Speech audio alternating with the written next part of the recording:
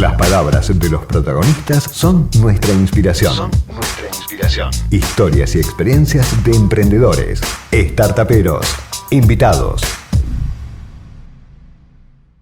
Vamos a introducir a Fernando Iglesias. Él es diputado nacional por Juntos por el Cambio. Buenas noches, Fernando, ¿cómo estás? ¿Qué tal, chicos? ¿Cómo andan? ¿Bien? Bien, todo bien. Muchas gracias por participar en el programa, Gracias por la invitación. Bueno, Fernando, a ver, hablando un poco de política, sobre todo lo que pasó ayer. Ayer hubo una manifestación masiva, entiendo que vos participaste, estuviste en la manifestación. Nos interesaría saber tu opinión sobre qué es lo que crees que está pidiendo la gente en estas manifestaciones, que no es la primera, sino que ya venimos de 6 meses de manifestaciones casi que cada 15 días. Venimos de 12 años de manifestaciones. A mí me parece que todo esto arrancó con el intento del gobierno kirchnerista, del segundo, de poner de rodillas al campo con la 125, y creo que esa derrota de ellos hizo entender a la gente que había que moverse, que salir a la calle, que tratar de hacer valer los propios derechos tenía sentido. Y así fue lo que la mayor parte de los proyectos reaccionarios, de los proyectos destructores de las instituciones que ellos plantearon, se fueron derrotando en la calle. En el 2012 pasó con el intento de reforma constitucional, que habilitaba a Cristina Eterna. En el 2013 fue en contra del intento de democratizar la justicia, que es lo que están intentando de nuevo ahora, entre comillas, el democratizar. En el 2015 fue la marcha pidiendo justicia por el asesinato de Nisman. Las muchísimas marchas que hubo durante nuestro gobierno en defensa, no del gobierno, pero no en el sentido del gobierno por el gobierno en sí, sino de la legalidad democrática y en contra del club del helicóptero, ¿no? Me parece que los banderazos de este año son una continuidad de eso, un reclamo de república, de instituciones, de no a la impunidad, queremos justicia, no queremos que se lleven puestos ni al Poder Judicial ni al Legislativo. Todo ese conjunto de reivindicaciones que se resumen en una palabra, república, ¿no? Fernando, ¿no crees que también esta gente que en gran parte es parte de ese 41% que votó a Juntos por el Cambio el año pasado, no también está pidiendo un poco más de representación de ustedes? Sí, yo creo que siempre lo he dicho desde el principio. Creo que hay un reclamo que tiene que entender no solamente el gobierno, que es el reclamo de república, sino la oposición.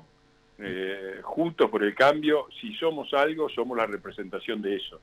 Somos la representación política de esa gran rebelión antipopulista que sigue recorriendo el país pese a las adversidades. Ha tenido sus buenos momentos, ha tenido sus malos momentos, pero está ahí. Y nosotros nos tenemos que hacer cargo de eso. Y ese es nuestro desafío, representar políticamente ese deseo de la gente de un país con república, un país con justicia, un país normal, un país sin impunidad. Desde luego, el desafío no es solamente para el gobierno, sino también para la oposición. Yo siento que, a ver, por lo que uno escucha a la gente, digamos, nos escriben por redes sociales y lo que se ve también, digamos, en la calle es que hoy en día hay muchas personas que sienten que el gobierno se lleva o se quiere llevar muchas cosas por delante, como vos dijiste anteriormente, las instituciones. Ahora, no hay un freno de la oposición, en este caso, como para decir, bueno, a ver, es cierto, hay que respetar las instituciones, pero creo que la gente está demandando un poco más de presencia de la oposición en la calle. ¿Esto es así? ¿Lo ves así? Yo creo que sí, y por eso, mirá, decía Gandhi que uno tenía que ser el cambio que quería ver en el mundo. Yo soy, bien o mal, soy del tipo de oposición que quisiera que fuéramos todos. Y por lo tanto yo no he faltado un solo banderazo, a ninguno, y siempre no convoco porque me parece que eso le daría un tinte partidario que no corresponde, pero siempre digo que voy a ir, que voy a acompañar y que voy a ir como ciudadano, como fui desde el 2008. Bien.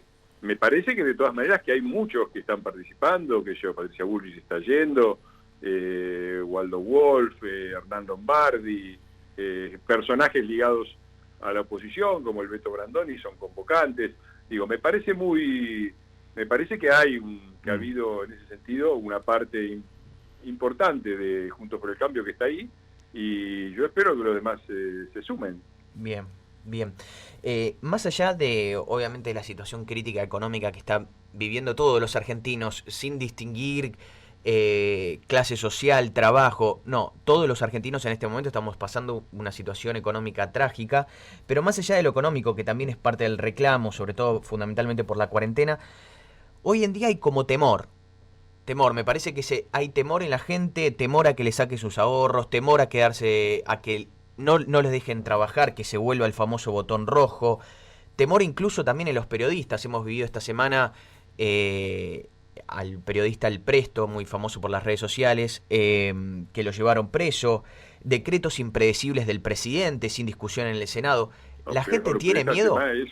Lo del Presto fue la semana pasada. Esta semana entraron en el Chaco y en plena transmisión. Exacto. Estaba grabado un periodista chaqueño agredido brutalmente. Exacto. Sin que haya habido un... Lo que atemoriza también es que no haya un repudio, ¿no? Digo, no, ¿dónde está el presidente? Exacto. ¿Dónde está Pietragala, que habla de derechos humanos y que es el secretario, que no está en primera línea repudiando eso? La gente hace bien en tener miedo, porque la situación es preocupante y este gobierno es preocupante. Yo no tengo mucho que agregar. Me parece, no me hice nunca ninguna ilusión de que Alberto fuera algo distinto de Cristina, ni de que el cuarto gobierno kirchnerista fuese mejor que el tercero. Es decir, fueron todos uno peor que el otro. Es decir, el gobierno de Cristina, el primero, fue peor que el de Néstor. El segundo de Cristina, peor que el de Cristina, y el de Alberto es peor que el segundo de Cristina. Digo, hay una secuencia lógica, ¿no? Reventaron todos los activos económicos en 4 años con Néstor, aguantaron el primer gobierno de Cristina, empezaron a caer con el último de Cristina. Esa caída también nos afectó muchísimo en nuestro gobierno y ahora estamos pagando las consecuencias no solo de la cuarentena, porque el gobierno dice que el problema fue Macri y la pandemia. Y yo me pregunto, a las empresas que se van, ¿por qué se van ahora y no se fueron con Macri? ¿Por qué crees que se van? ¿Se van a países donde no hay pandemia? ¿Por qué crees que se van, Fernando? ¿Por qué se van de la Argentina a otro lado? ¿Vos por qué crees que se van? Porque este es un gobierno desastroso, ¿no? Pero es la continuidad, digo, los argentinos votamos sistemáticamente, mayoritariamente, 2/3 del tiempo nos gobierna un partido que en la marchita dice combatiendo al capital. Digo, no es que no nos avisaron, no es que nos engañaron.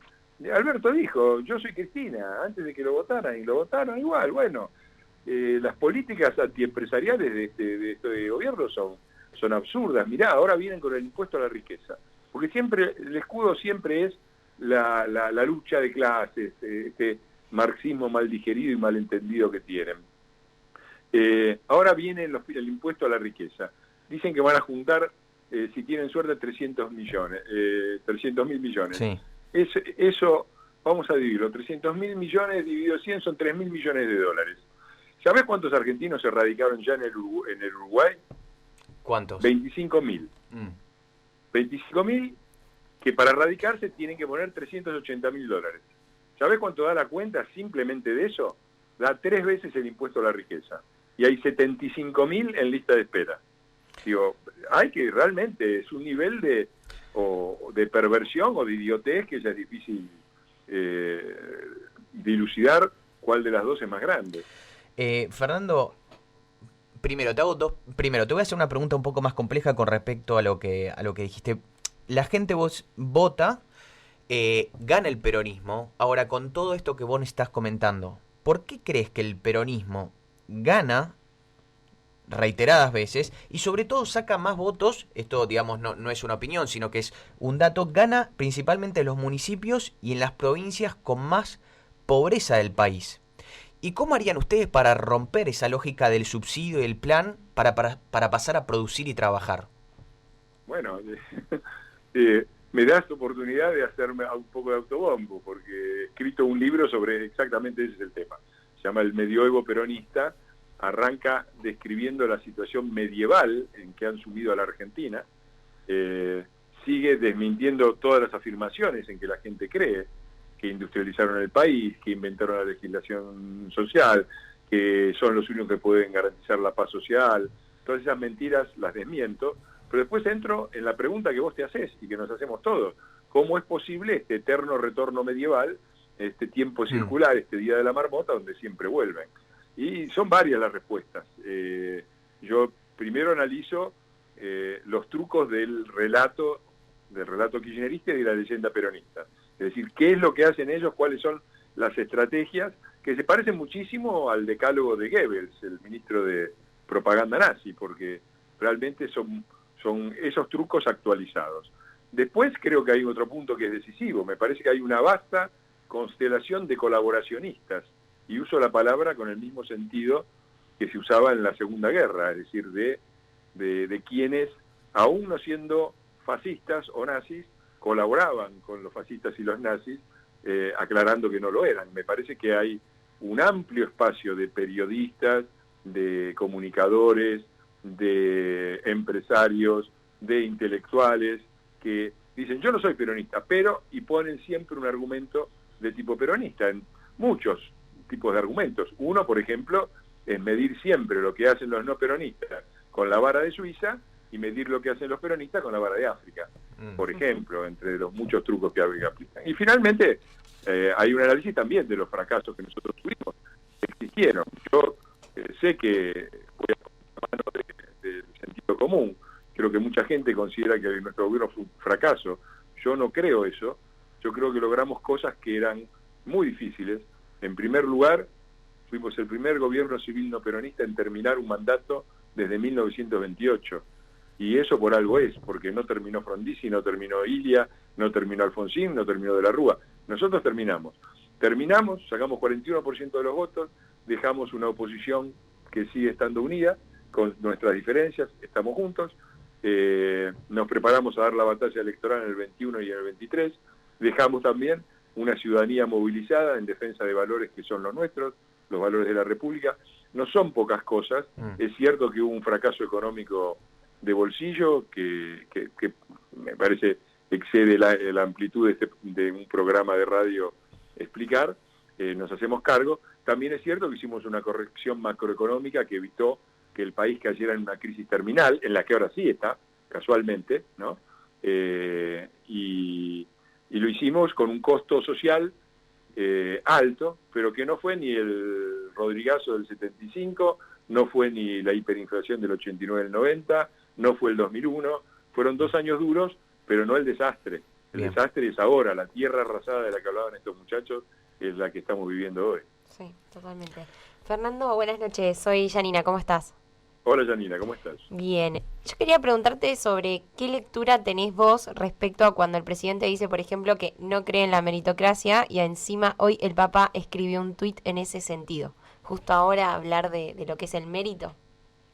Ya lo contesté con un tuit mío. En realidad puse 2. Uno le puse la tapa del libro en donde está un cuadro medieval donde él está bendiciendo la boda entre Alberto y Cristina. Es un cuadro medieval que se llama La Boda, le pusimos la cara del Papa de Alberto y Cristina, y puse bienvenidos al medioevo peronista, porque es lo que son preconciliares, esta idea del dinero como estiércol del diablo, de esta idea antiempresarial, anticapitalista, un país absurdo en el cual el capitalismo está mal, pero el choreo está bien. ¿Cómo puede funcionar un país así? Porque vos hablás con ellos. El otro día estaba el caso de esta señora que se robó las latas de atún y estuvo lleno de militantes de ellos que la justificaban. ¿Cómo vas a atacar a una señora que se lleva latas de atún de un hipermercado? O sea, el hipermercado estaba mal, el capitalismo, el choreo estaba bien. Sí, ¿Cómo puede funcionar un país así? ¿No? Se están volviendo a discutir cosas que ya estaban o entendíamos que estaban recontra superadas, como el ejemplo que vos acabas de decir, o bien que se discute, por ejemplo, hoy nuevamente la propiedad privada, cosas que ya estaban superadas hace tiempo.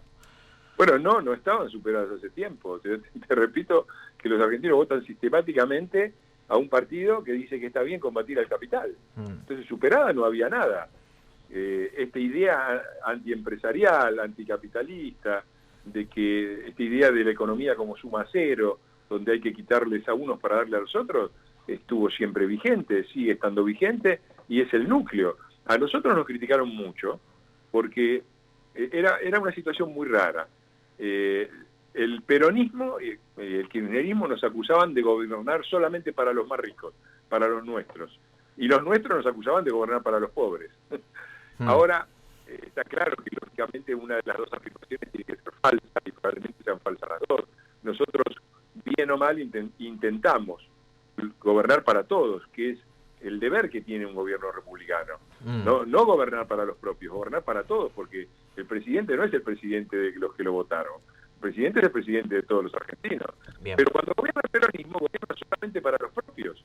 Entonces vos te encontrás con que, por ejemplo, le quitan a las ciudades opulentas, en las que nunca ganan, para darle a las pobres provincias que viven del clientelismo. Le quitan a los sectores avanzados y competitivos, que por definición son los sectores exportadores, porque si vos podés producir competitivamente a precios internacionales, también exportás.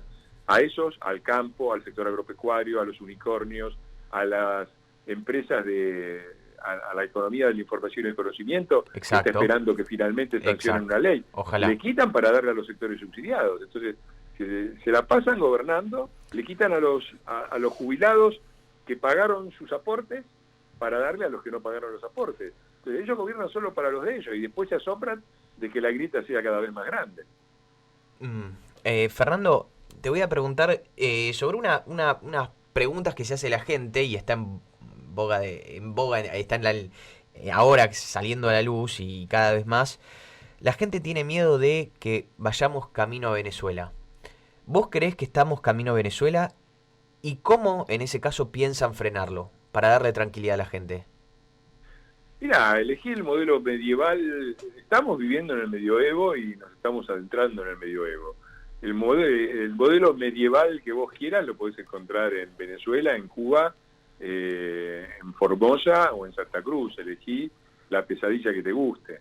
Y la discusión, para mí, es como si estamos yendo para Mar del Plata. Mira, podemos discutir si estamos en Atalaya, si ya llegamos a Dolores, o si estamos en Viboratá, pero que estamos yendo para Mar del Plata, estamos yendo para Mar del Plata.